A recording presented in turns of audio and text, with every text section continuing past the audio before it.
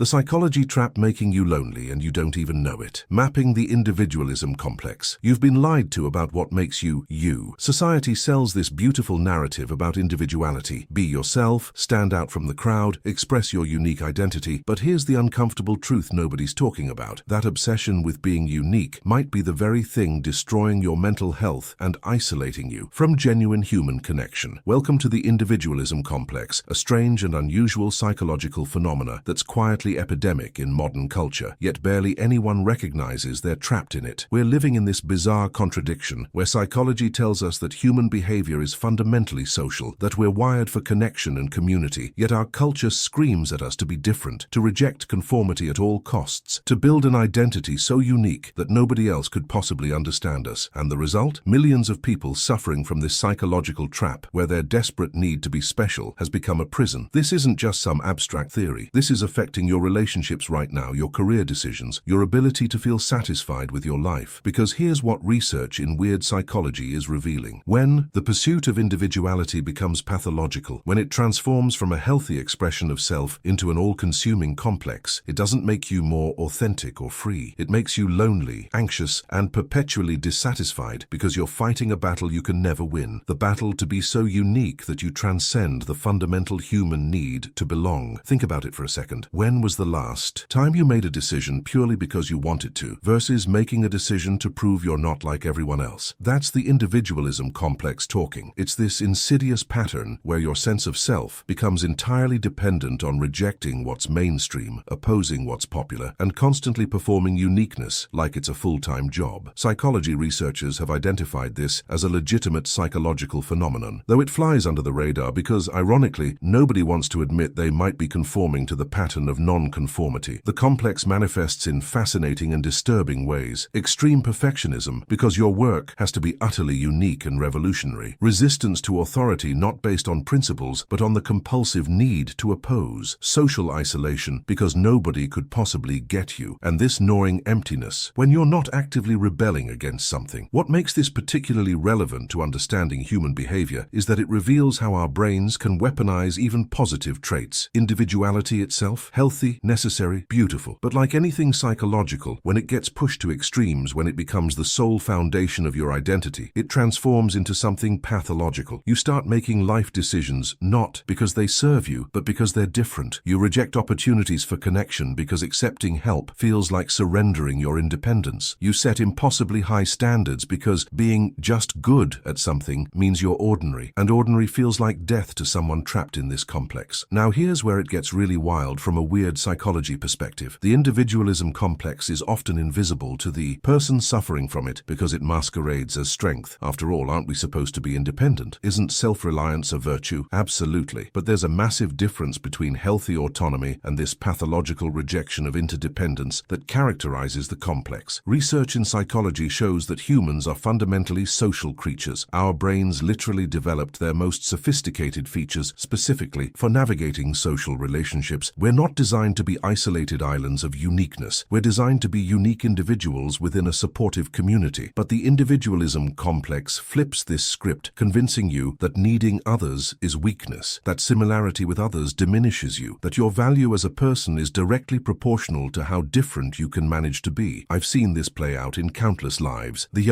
entrepreneur who refuses to take advice because they need their business to be 100% their own vision, even as it crashes and burns. The artist who rejects any technique that's been done before, leaving them perpetually stuck because everything has been done before. The person who can't maintain relationships because they need a level of constant novelty and uniqueness that no human partnership can sustainably provide. These aren't just personality quirks. These are manifestations of a psychological complex that's hijacking normal human behavior patterns and twisting them into something self-destructive. But wait, because here's the truly mind-bending part that reveals why this qualifies as one of those strange and unusual psychological phenomena. People with individualism complex often display remarkably similar patterns of behavior. They're conforming to non-conformity. They're all being unique in exactly the same ways. It's like watching a room full of people wearing "I'm an individual" t-shirts, completely unaware of the irony. Psychology calls this the hipster effect in some circles, where everyone trying so hard to be different ends up looking identical because they're all drawing from the same well of alternative choices. The individualism complex creates this bizarre feedback loop where your brain brain is constantly scanning for what's mainstream so you can avoid it, what's popular so you can reject it, what's normal so you can do the opposite. But here's the thing, that's not freedom. That's just slavery to a different master. Instead of being controlled by what society wants you to do, you're being controlled by your need to do the opposite. Real individuality, healthy individuality, doesn't require constant performance. It doesn't need to announce itself or prove itself every moment. It just is. It's making choices based on your actual values, needs, and desires, even if sometimes those choices happen to align with what other people are doing, and that's okay. So why does this matter? Why should you care about understanding the individualism complex and how it relates to broader psychology and human behavior? Because this complex is quietly sabotaging millions of lives in ways that aren't immediately obvious. It shows up as chronic dissatisfaction. You achieve something, but it doesn't feel meaningful because not enough people recognize how unique it is. It manifests as relationship instability. You can't maintain deep connections because vulnerability and interdependence feel like threats to your independence. It appears as career paralysis. You can't commit to any path because none of them feel special enough, unique enough, revolutionary enough. And the cruel irony is that while you're suffering from this complex, you're probably interpreting that suffering as evidence that you're too special, too unique, too different for this mundane world, when really it's evidence that you've trapped yourself in a weird psychology pattern that's disconnecting you from the very things that create genuine fulfillment. The I. Research is clear on this. Happiness, meaning, and psychological well-being come from things like strong relationships, contribution to something larger than yourself, mastery of meaningful skills, and a sense of belonging. But every single one of those requires some degree of conformity, some willingness to be similar to others, some acceptance that you're part of humanity rather than separate from it. The individualism complex makes all of that feel dangerous, like you'd be losing yourself if you admitted you're not that different from everyone else. Here's what we're going to do in this exploration. We're going to map this complex from every angle, using insights from psychology, examining strange and unusual psychological phenomena that shed light on how it works, and understanding human behavior patterns that both create and perpetuate it. We'll look at where this complex comes from. Spoiler alert, modern culture is absolutely feeding it, but it's also tapping into some very old psychological vulnerabilities. We'll examine how to recognize it in yourself and others, because awareness is always the first step toward freedom. And most importantly, we'll explore what healthy individuality actually looks like, how to express your genuine uniqueness without it becoming a pathological complex that isolates and imprisons you. This isn't about turning you into a conformist sheep or convincing you to abandon your authentic self. This is about liberating you from a psychological trap that's masquerading as strength, revealing how weird psychology shows us that sometimes the most courageous act isn't to be different, it's to be honestly, vulnerably, imperfectly human. Because here's the secret that the individualism complex doesn't want you to know. You were already unique the moment you were born, and that uniqueness doesn't require constant performance, constant rejection of similarity, constant proof. It just requires you to stop fighting your fundamental nature as a social animal and start building a life that honors both your individuality and your deep, aching need to belong. You know what's truly fascinating about the human mind? It's not always the textbook stuff they teach in universities. Sometimes the most eye-opening discoveries in psychology come from the edges, from those bizarre corners where human behavior gets downright strange. We're talking about weird psychology, and I mean genuinely weird, not just, oh, that's interesting, weird. This is the territory where scientists stumble upon phenomena that make them question everything they thought they knew about how our brains work. Think about it for a second. We've been studying the mind for over a century, yet every year researchers discover new, strange, and unusual psychological phenomena that completely flip our understanding upside down. It's like we're explorers mapping an infinite landscape, and just when we think we've seen it all, boom, another rabbit hole appears. Here's the thing most people don't realize. Your brain is capable of things that would make a science fiction writer blush. I'm